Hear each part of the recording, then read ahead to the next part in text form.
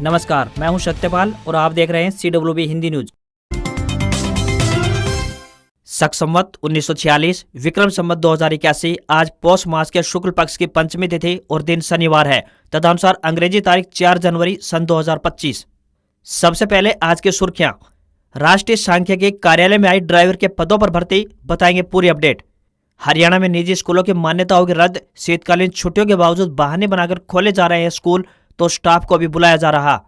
78 lakh pensioners को नए साल का तोहफा, अब किसी भी बैंक से निकाल सकेंगे पेंशन। एसएससी ने जारी की कांस्टेबल जीडी परीक्षा की तिथि, एसएससी जीडी कांस्टेबल परीक्षा 4 फरवरी से होगी शुरू। संशोधन के बाद जी का जंजाल बना सीईटी, 10 गुना उम्मीदवार शॉर्टलिस्ट करने का भी नहीं होगा कोई फायदा, बताएंगे पूरी अपडेट। सरकारी नौकरी अपडेट, यूपी आंगनवाड़ी में 1361 पदों पर निकली भर्ती, 12वीं पास को मौका, एज लिमिट 35 साल। खनौरी में होगी आज महापंचायत, अनशन पर बैठे डल्लेवाल देश को देंगे संदेश, आ सकते हैं 2 लाख किसान।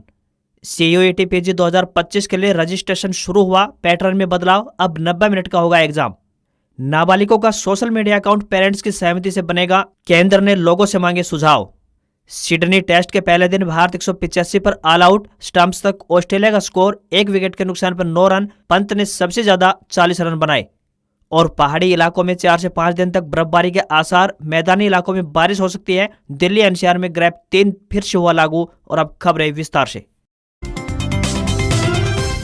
हरियाणा कृषि विश्वविद्यालय हिसार के कृषि मौसम विज्ञान विभाग ने जानकारी देते हुए बताया कि 3 जनवरी से प्रदेश में पश्चिमी विक्षोभ के आंशिक प्रभाव के चलते हवाओं के रुख में बदलाव देखने को मिला है। इस कारण उत्तर पश्चिमी हवाएं चलने की संभावना बनी हुई है। 4 से 6 जनवरी के मध्य मौसम आमतौर पर परिवर्तनशील बना रहेगा तथा बीच बीच में आंशिक बादलवाई भी देखने को मिल सकती है। इस दौरान दिन के तापमान में हल्की गिरावट तथा रात के तापमान में हल्की बढ़ोतरी दर्ज की जाएगी। 5 जनवरी रात और 6 जनवरी को राज्य के उत्तर व दक्षिण पश्चिमी क्षेत्रों में कुछ स्थानों पर छिटपुट बूंदाबांदी के आसार मौसम विभाग ने व्यक्त किए हैं। 7 जनवरी से राज्य में आमतौर पर मौसम खुश्क बना रहेगा और उत्तरी व उत्तर पश्चिमी ठंडी हवाएं हल्की गति से चलेंगी, जिस कारण रात के तापमान में गिरावट आने की संभावना बनी हुई है तथा कुछ क्षेत्रों में अलसुबह धुंध छाए जाने के भी आसार है, जिससे लोगों को खासी परेशानी का सामना करना पड़ सकता है।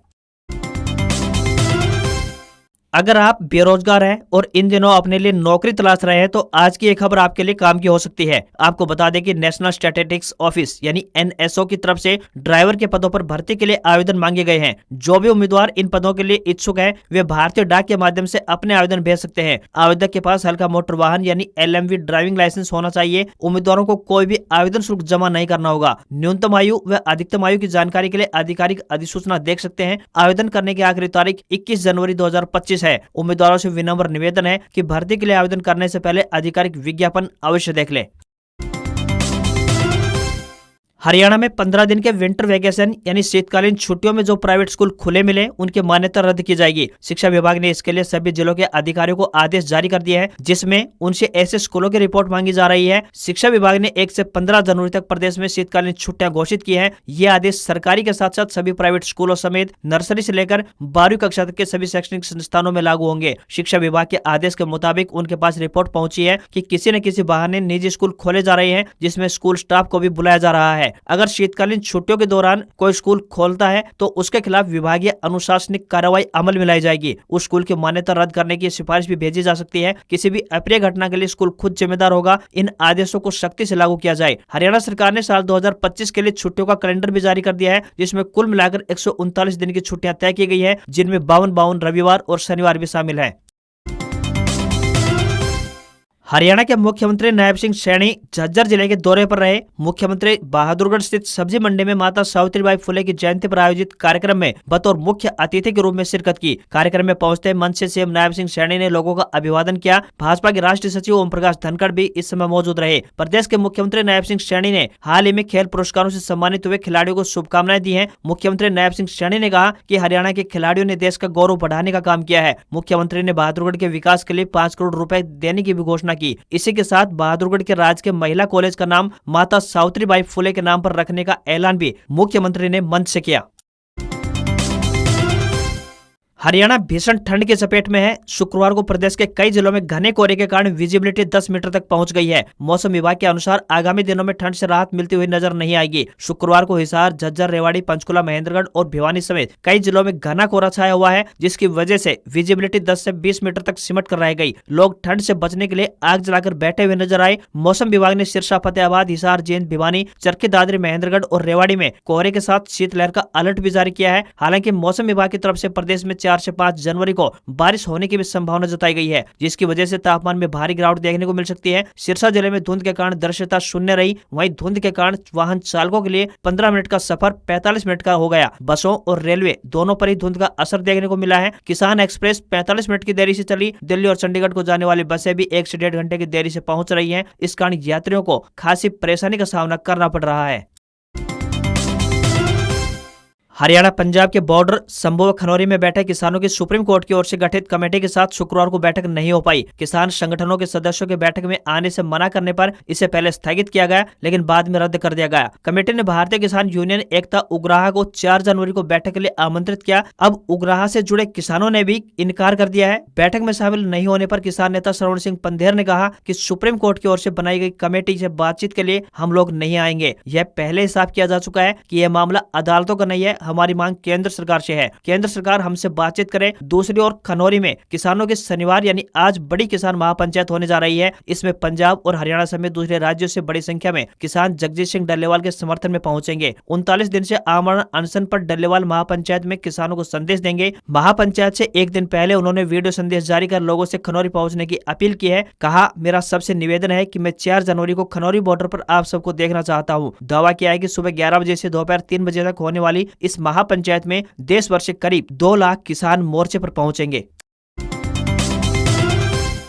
हरियाणा कर्मचारी चयन आयोग की तरफ से नई सीईटी परीक्षा की अधिसूचना जारी हो चुकी है। सीईटी पॉलिसी में कई तरह के बदलाव किए गए हैं। इसके बाद संशोधित पॉलिसी जारी हुई है। संशोधन होने के बाद अब उम्मीदवारों को आर्थिक सामाजिक मानदंड के 5 अंक नहीं दिए जाएंगे। इसके साथ ही मुख्य परीक्षा के लिए 4 गुना की अपेक्षा अब 10 गुना सीईटी पास उम्मीदवारों को बुलाया जाएगा। युवाओं की तरफ से मांग उठाई जा रही थी कि परीक्षा को क्वालिफाई किया जाए, मगर इसे क्वालिफाई न करके 10 गुना किया गया है। सीईटी में संशोधन होने के बाद भी एक ही उम्मीदवार एक ही पद के लिए कई बार ग्रुप में शॉर्टलिस्ट होगा। ऐसा इसलिए क्योंकि विज्ञापित पदों के मुकाबले सीईटी पास 10 गुना उम्मीदवारों को मुख्य परीक्षा में बैठने का मौका मिलेगा। यह 10 गुना विज्ञापित पदों की संख्या का लिया जाएगा। भले ही 5 लाख युवा सीईटी को पास कर ले, लेकिन उन सभी को नौकरी पाने का अवसर नहीं मिल पाएगा। सिर्फ ज्यादा अंकों वाले उम्मीदवार ही रिपीट होंगे। तकनीकी पदों के लिए भले ही सभी सीईटी पास को मौका मिल जाए, पर 10+2 या साधारण ग्रेजुएशन वाले पदों के लिए ही एक ही उम्मीदवार बार बार रिपीट होने से दूसरे युवाओं को मौका नहीं मिल पाएगा।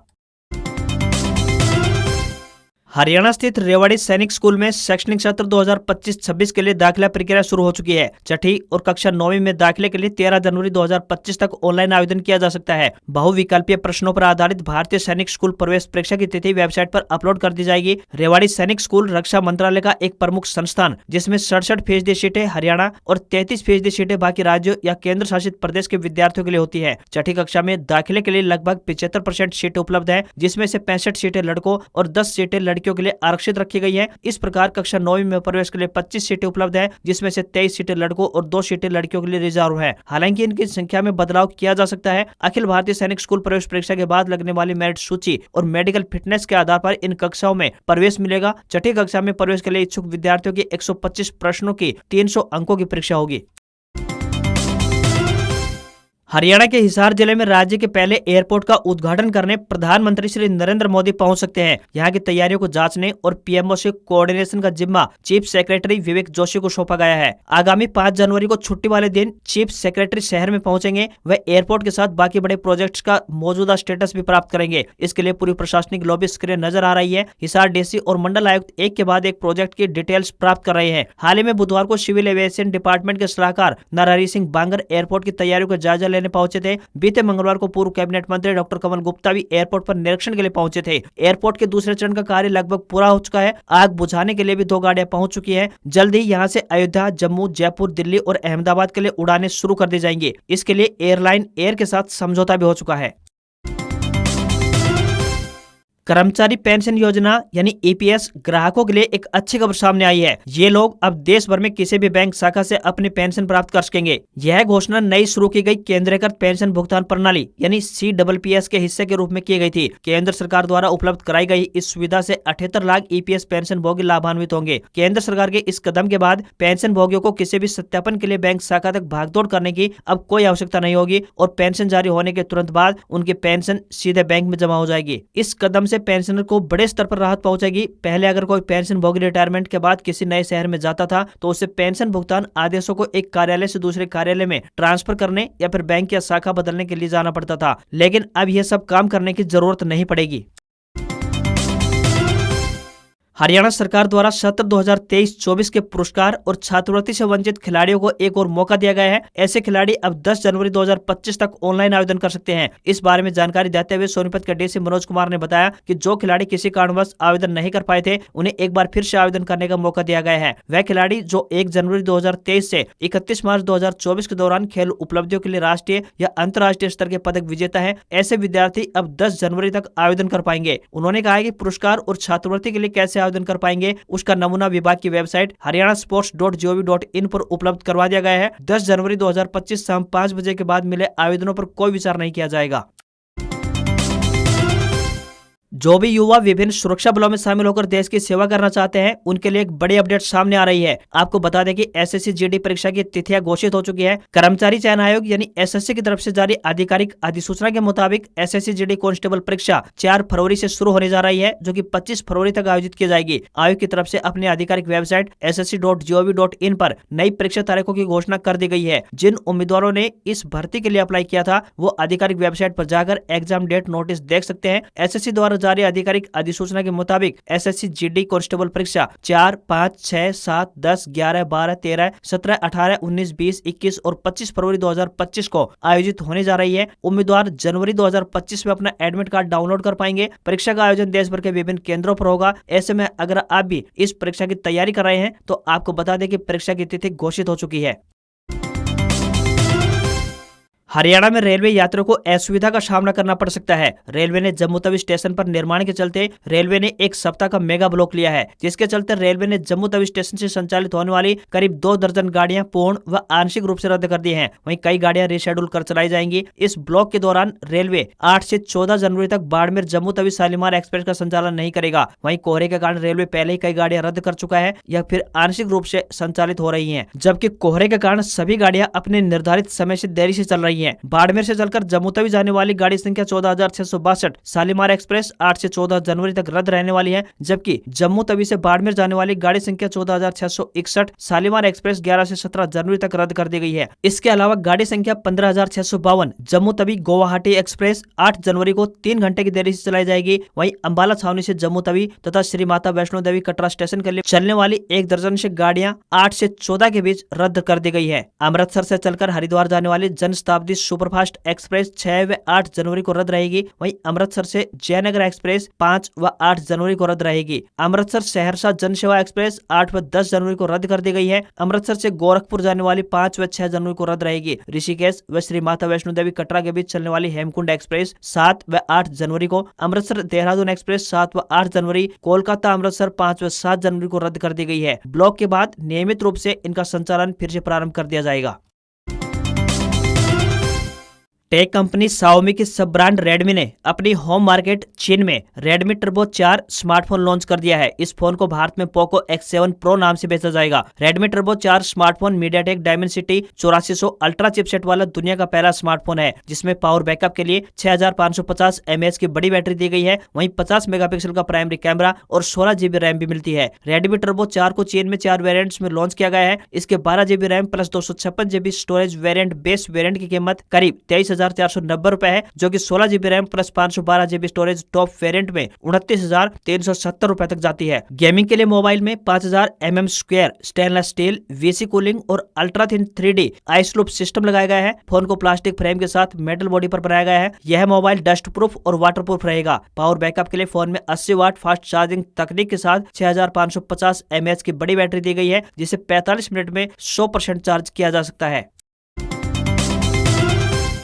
हफ्ते के आखिरी कारोबारी दिन भारतीय बाजार में सेंसेक्स 720 अंक की गिरावट के साथ 79,223 के स्तर पर क्लोज हुआ। निफ्टी में भी 183 अंक की गिरावट देखने को मिली और ये 24,004 के स्तर पर बंद हुआ। सेंसेक्स के 30 शेयरों में से 20 में गिरावट और 10 में तेजी रही। HDFC bank, ICICI bank, TCS और जोमेटो ने भारतीय बाजार को सबसे ज्यादा नीचे गिराया, जबकि रिलायंस, टाटा मोटर्स और हिंदुस्तान यूनिलीवर ने सेंसेक्स को ऊपर खींचने की कोशिश की। 10 ग्राम 24 कैरेट गोल्ड का भाव 425 रुपए बढ़कर 77,504 रुपए पर बंद हुआ। वहीं चांदी का भाव 954 रुपए बढ़कर 88,121 रुपए पर पहुंच गया। दिल्ली में 10 ग्राम 22 कैरेट सोने की कीमत 72,750 रुपए और 10 ग्राम के 24 कैरेट सोने की कीमत 79,350 रुपए पहुंच गई है। आज खबरों में इतना ही। देखते रहिए आपका अपना हरियाणा का सबसे बेहतरीन news channel CWB Hindi news. नमस्कार। इसी आशा के साथ आपका दिन शुभ रहे।